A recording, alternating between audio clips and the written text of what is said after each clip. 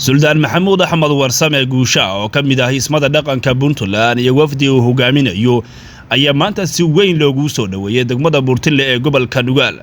Soo dhaweynta oo ahayd mid si weyn loo agaasimay ayaa waxaa ka qayb galay maamulka degmada, nabadoono, waxgarad, arday, haween iyo qaybaha kala duwan ee bulshada.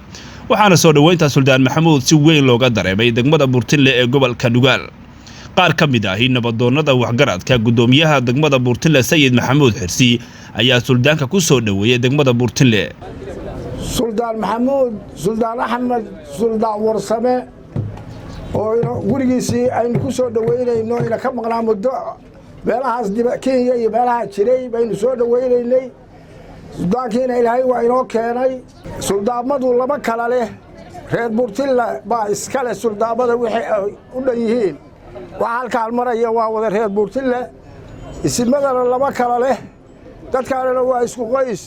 Suldaan ku soo dhawow degmada Buurtile, ku soo dhawow magaca Soomaaliyeed baan kugu soo dhaweynaa. Ismada Soomaaliyeed inaad ka mid tahay kugu soo dhaweynaa, ismada Puntland inaad ka mid tahay kugu soo dhaweynaa, Buurtile inaad tahay baan kugu soo dhaweynaa, qaasan beeshaas inaad ka dhalatay baan kugu soo dhaweynaa. waxaan kugu soo dhaweynay sida aan ku soo dhaweynay adduunkana bulshada ha ku soo dhaweysay meesha joogta waa aakhirana jannada malaa'igtu ha ku soo dhaweysay meesha joogtida. iyo marka labaadba Suldaan soo dhawow ku soo dhawow degmadaadi Buurtile, adiga iyo wafdiga kula socda waxaad ku soo dhawaataa qalbi furan iyo gacmo furan.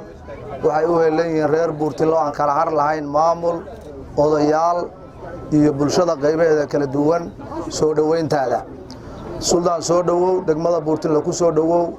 waxaad noo timid waqti munaasab ah waan rajaynayno inaad wax badan nagu soo kordhin doontid, dadkaagii ku helan yahay iyo deegaankaagii. Suldaanka waxaan ku soo dhaweynaynaa dadkiisii iyo dalkiisii iyo degmadiisii.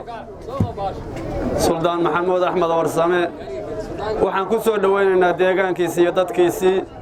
Suldaanku waa soo shaqaynayay laakiin saaka degmada inaan ku soo dhaweyno hadda waxna qabto weeye. waa ugu ducaynaynaa soo booqashadiisa waa uga ducaynaynaa.